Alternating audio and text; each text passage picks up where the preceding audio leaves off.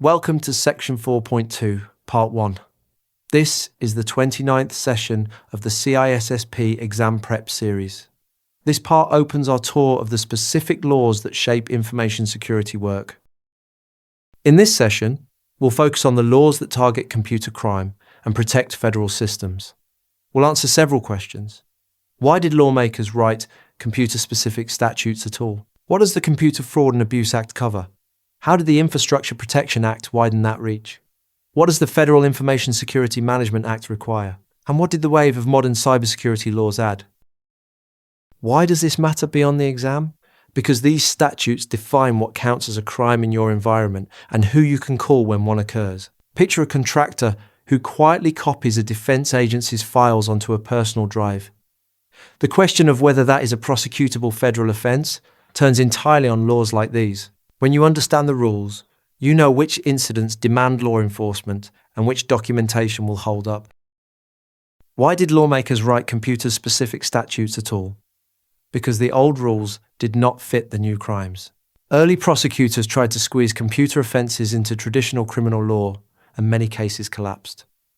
Judges felt that stretching an old statute to cover a modem was a reach too far. So legislators responded by defining computer crime directly and attaching clear penalties. Think of it like writing traffic laws once cars appeared. You cannot police a highway with rules meant for horses. What does the Computer Fraud and Abuse Act cover? It is the cornerstone statute for federal computer crime. It was written narrowly, on purpose, to cover only crimes that cross state lines, keeping it on solid constitutional ground. It protects computers used by the government, by financial institutions, and any machine whose compromise disrupts those operations. Over time, it grew to cover any computer involved in interstate commerce and to criminalize malicious code. Picture a national fence around critical machines. Cross it without authorization, and this is the law that catches you.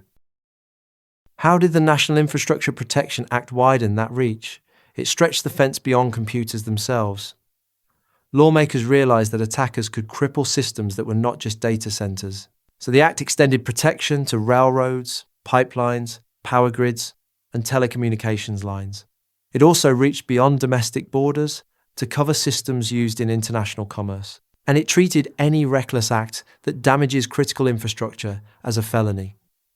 Think of guarding not just the bank vault, but the roads and power lines that keep the bank running.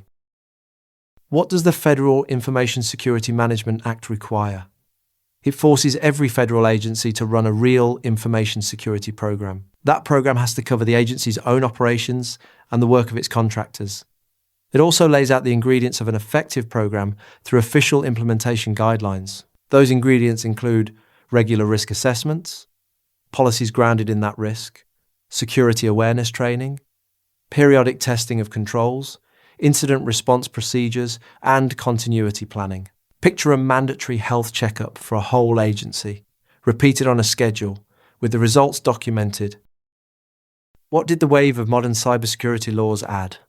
It modernized and divided the responsibilities. One law updated the earlier Management Act and centralized most federal cybersecurity duties under the Homeland Security Department, while defense and intelligence kept their own lanes. A second law tasked the Standards Agency with coordinating voluntary cybersecurity standards nationwide.